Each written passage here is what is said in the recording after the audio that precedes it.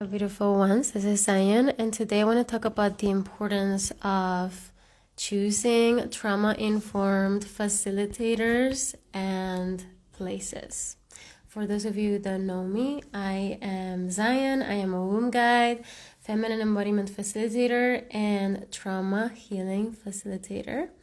And the reason why I want to bring on this conversation today, it's because something that has been really frustrating and upsetting for me for many years, being a part of the spiritual self-help world, is noticing how many people and how many groups lack this trauma awareness and emotional awareness, which is highly irresponsible and dangerous.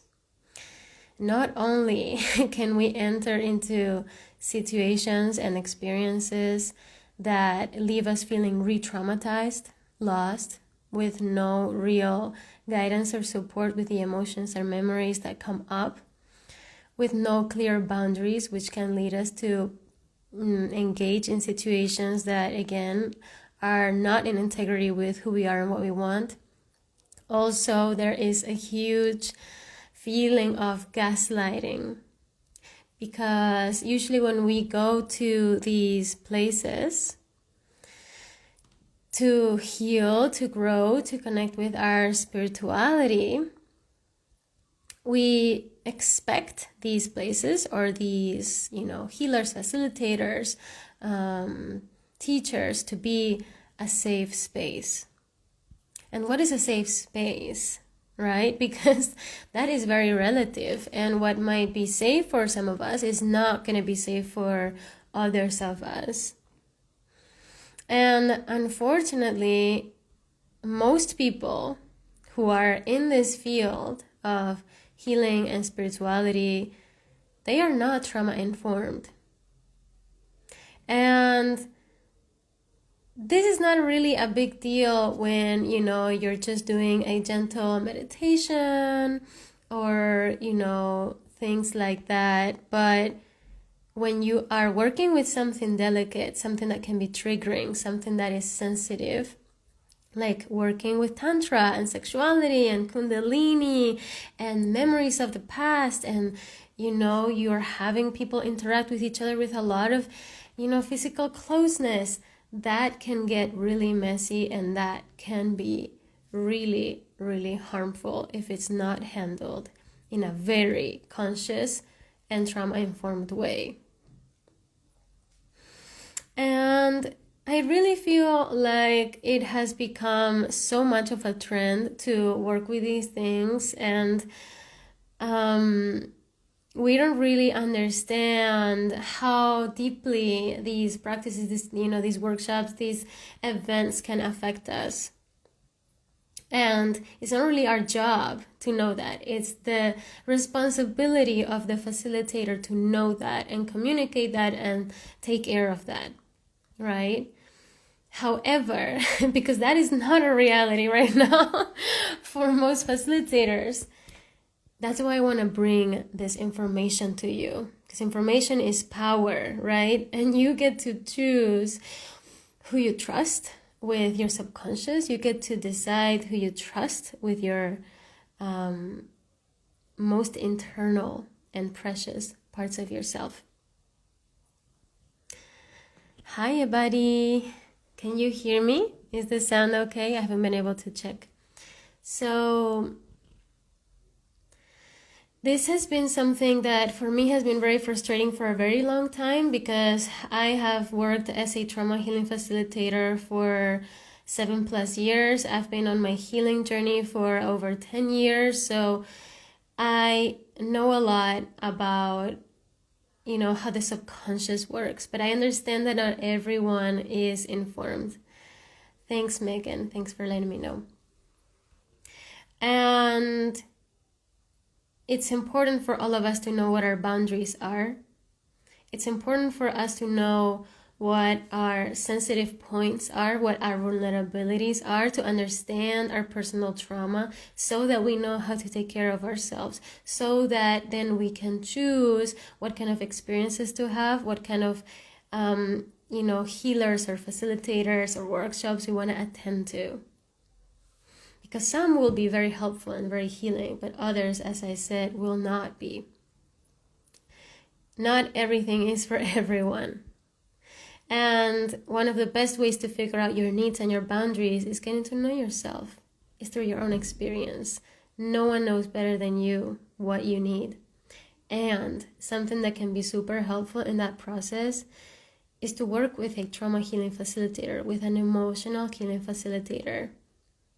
Because they will be able to show you things that you may not be able to see, or they may have information that you don't have. Those of us who are in this field, we've really been studying this for a long time.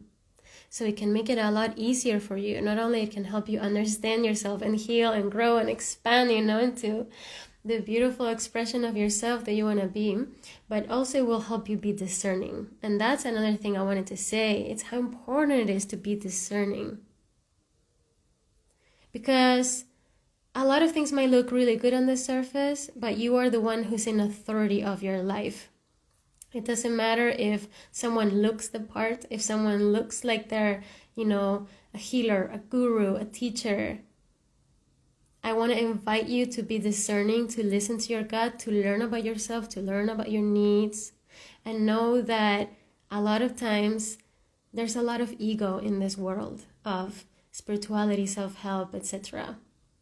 And not everybody is trauma-informed. Not everybody can take you where you need to go. Not everybody's going to be able to hold space for you the way that you need and deserve.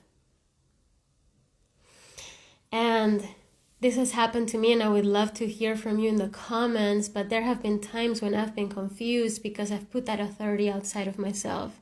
And I looked at someone who seemed to have it together, who seemed to be really amazing healer or facilitator, or I went to this workshop and it looked so great, and then it wasn't. And there is an aspect of this whole thing that is particularly painful, and it's the betrayal aspect. It's the gaslight, right? Because when a space is supposed to be safe, like a healing workshop or a healing session, and you end up having a re-traumatizing experience, or you end up not being taken care of properly, not only are you left with that hurt, but you're also left with the distrust, right? The trust is broken. Where is there an actual safe person in an actual safe space, right? So some things are not so risky, but other things are pretty risky. And there have been a lot of times when I've turned people down in the past, when they wanted to work on certain things that I knew I wasn't 100% confident to guide them through.